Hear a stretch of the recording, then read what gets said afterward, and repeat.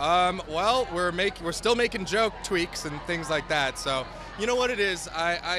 Again, I hate to keep name dropping SNL, but I will.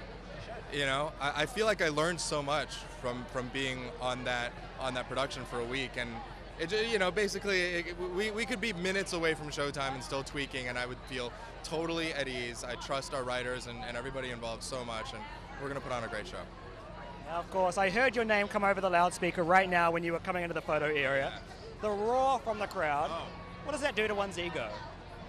It's not bad. It's not bad. I mean, we all have, look, we all deserve to have hype crews announcing us and all of that. So I hope everybody, a lot of this stuff is, it's all put on, and there's hype men that tell us when to cheer. But you guys all know, everybody watching at home, you guys all know who your hype people are. Keep those people close to you. It's so important. All my friends next time will be very excited about it. I'm beyond stoked. Yeah, it's like it's a wild ride, and I'm enjoying it.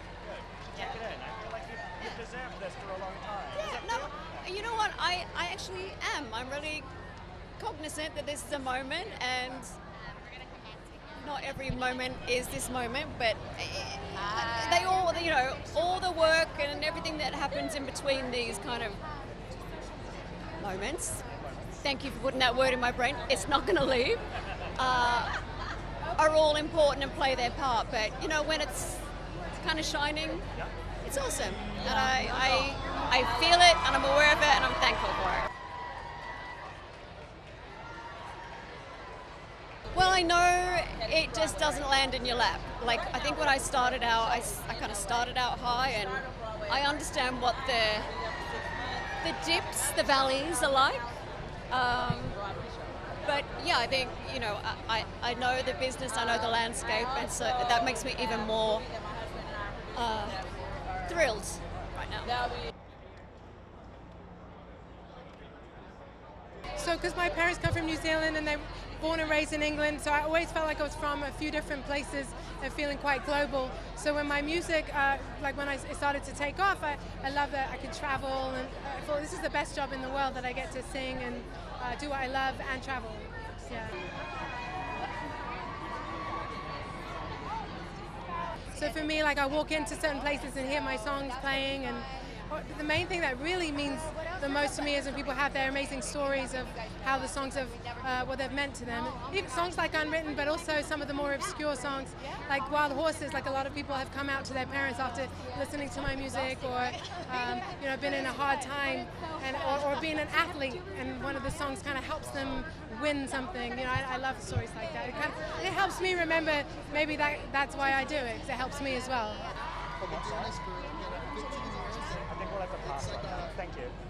I don't necessarily go watch the old ones. They weren't some of my finest, but we do see them on social media. We see them on TikTok and things like that.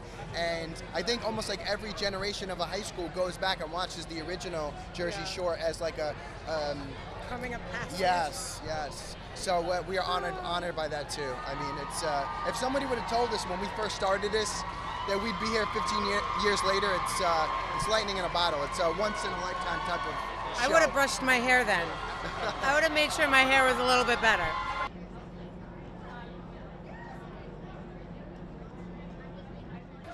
We're all on an amazing journey right now, especially in the entertainment field, man. We've had strikes, we've had all kind of stumbles and trips and all kind of stuff going on, man. To be able to get back to work, man, and give people what we love to do, man. You know what I'm saying? And some of us, you gotta love something so bad that sometimes you do it for the love, man. You know what I mean?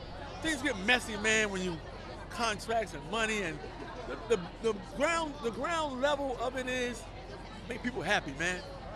Make people happy, man. That's what we do. You know what I mean? We can't air out all our dysfunction, man, on people who already got problems. They don't want to hear that, man.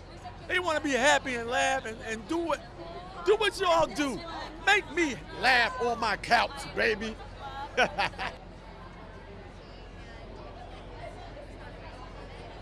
I think it's really important to keep a part of you to yourself. If you share everything with the world, then you have nothing for yourself. That's why I keep a lot of my relationships private. And yeah, I would like to say that yes, I am an open book, but still there's parts of the story that people don't know, and that's okay. Because my daddy used to always say, if you tell all your business, you ain't got nothing.